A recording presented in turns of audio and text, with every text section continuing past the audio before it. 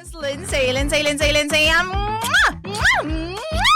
Makulit, pero may puso, handang makinig sa mga kwento mo. Alam mo, feeling ko kailangan mo na siyang iwan kasi it doesn't make sense. Ang kwento sa lihim ng liham. Mahal kong Lindsay. DJ Lindsay, hindi po ito yung kwento na sobrang bigat o sobrang laki.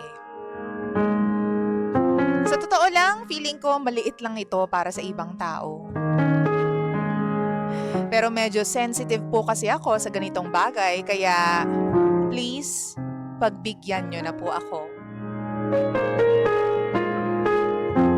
Nga pala, my name is Jane. DJ Lindsay, 2 weeks ago, kinukulit ko yung boyfriend ko na magtagaytay naman kami. Kasi feeling ko, hindi na kami nakakapag-date. At saka para naman maiba din yung scenery namin. Isang weekend lang. Palagi na lang kasi kaming sa parehong mall pumupunta. Tapos lately, ayaw niya pang lumabas kasi nga traffic, malayo, mahal ang gas. At kahit naman mamasahe ka, mahal pa rin ang bayad. Ang sabi niya sa akin, ayaw niya raw pumunta sa Tagaytay kasi wala naman daw kaming gagawin doon. Pero sabi ko sa kanya, sige na, kahit coffee lang. O di kaya naman quick drive lang. Okay na yun sa akin. Pero hindi talaga siya convinced, kaya tinigilan ko na lang. Di ko na siya kinulit. And then last week, bigla na lang niyang sinabi sa akin na pupunta raw sila ng barkada niya sa Tagaytay kasi may birthday dinner yung isa nilang friend. Tapos inaya niya ako na sumama para naman daw makapunta na rin ako. At sabay na raw kaming pupunta doon sa gusto ko. Siyempre, naalala ko kagad yung sinabi niyang wala daw kaming gagawin doon.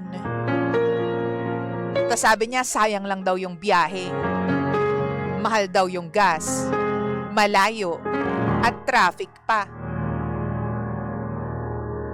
Pero deep inside, syempre DJ Lindsay, excited pa rin ako. Kasi matagal ko na talagang gustong pumunta doon kasama yung boyfriend ko. Gala din kasi ako eh. Kaya kapag may lakad, advance talaga akong mag-isip. Yung mga susuotin ko, tapos yung mga gagawin namin. Alam mo, buong week, inaabangan ko talaga yung weekend namin. Nagplano pa ako ng OOTD. Tapos, nag-research din ako ng mga cafes na pwede naming puntahan after dinner. Tsaka yung pwede namin tambayan ng mga kaibigan niya. Feeling ko nga, magiging masaya yung araw namin noon. Fast forward sa gabi bago yung lakad namin. Naglalaro siya online with his friends. Habang ako naman, nag-aayos lang ako ng bag para sa biyahe. Kasi bukas na yon. Tapos bigla ba naman niyang sinabi na baka hindi na raw kami matuloy. Akala ko nung una nagbibiro lang siya, pero seryoso pala. Kasi hindi na raw tuloy yung birthday dinner nung kaibigan nila.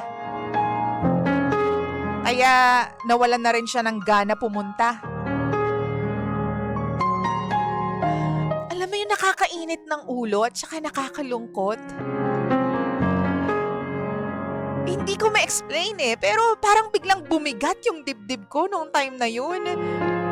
Alam mo ba yung feeling na parang pinaasa na lang ako sa buong linggo? Tapos biglang hindi naman pala matutuloy. Sabi ng boyfriend ko, mag-date na lang daw kami doon sa usual place namin sa weekend. Tulad ng dati. Pero ako naman na yung nawala ng gana. Sabi ko na lang na I wasn't feeling well. Para hindi na kami tumuloy. Kinabukasan, nag-message siya na susunduin niya raw ako. Pero dahil sa inis ko at sa lungkot, sinabi ko na lang na papahinga na lang muna ako. Inaya pa niya akong pumunta sa kanila kasi may maliit na salo-salo daw. Kahit close ako sa pamilya niya, hindi ko talaga kayang magpakitang masaya ako. Kaya hindi pa rin ako pumunta. Alam ko naman po na communication is important sa relationship, pero natatakot din ako eh. Natatakot ako na baka mamaya isipin niya na nag-overreact lang ako. Sabihin niya OA lang ako. Alam ko rin na sinabi naman niya before na kaya kami pupunta doon kasi may gagawin sila ng mga kaibigan niya. Pero iniisip ko rin, kung ako yung nasa posisyon niya, itutuloy ko pa rin yung lakad namin eh.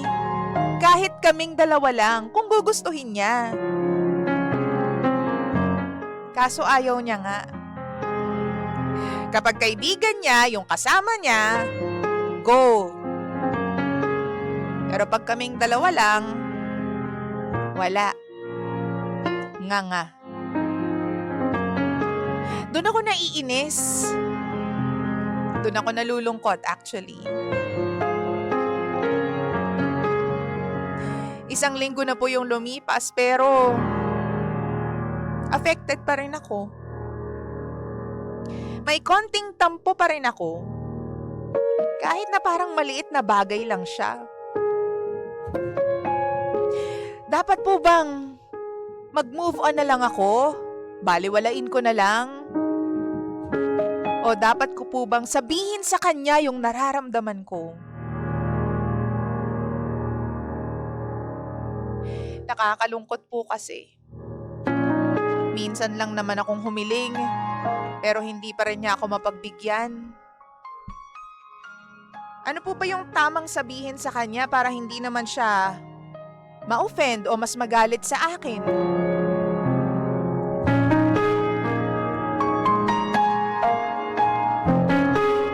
Tulungan niyo po ako. Muli, ako po si Jane. At ito ang lihim ng aking liham.